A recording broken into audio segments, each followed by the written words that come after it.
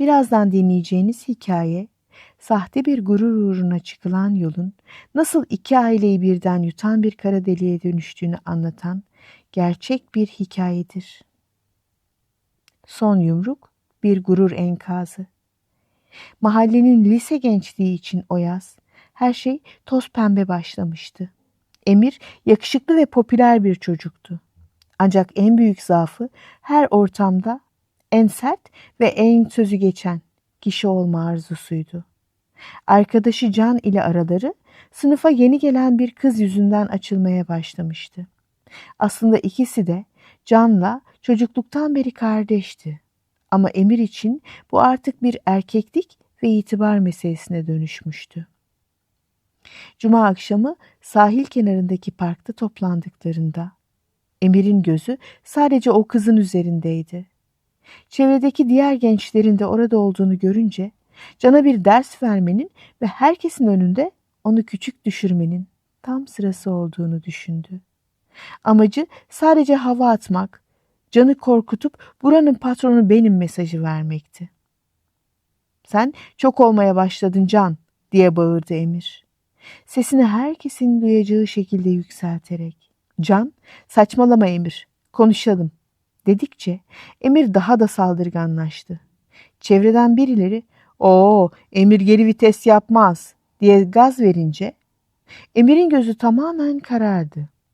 Emir sadece birkaç saniye süren o öfke patlamasıyla Can'ın şakağına sert bir yumruk vurdu.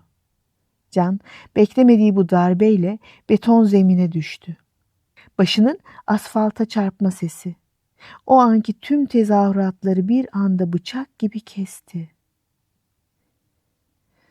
Geri dönüşü olmayan sabah.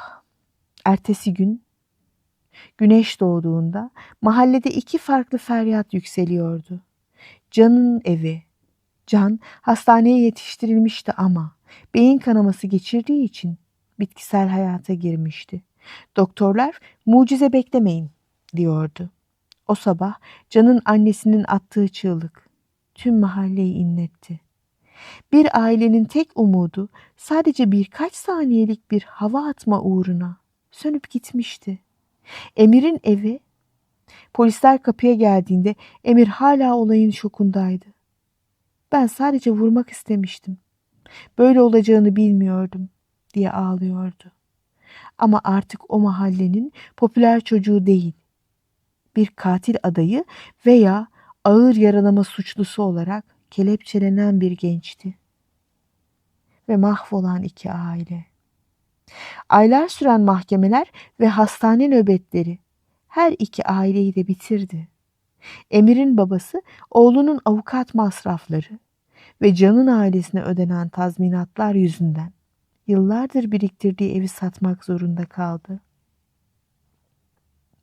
Sokakta kimsenin yüzüne bakamıyor, katilin babası fısıltılar arasında eziliyordu. Emir ise demir parmaklıklar arkasında. O gece etkilemek istediği kızın adını bile unuttu. Artık tek arkadaşı soğuk duvarlardı. Can'ın ailesi ise yaşayan ölüler gibiydiler.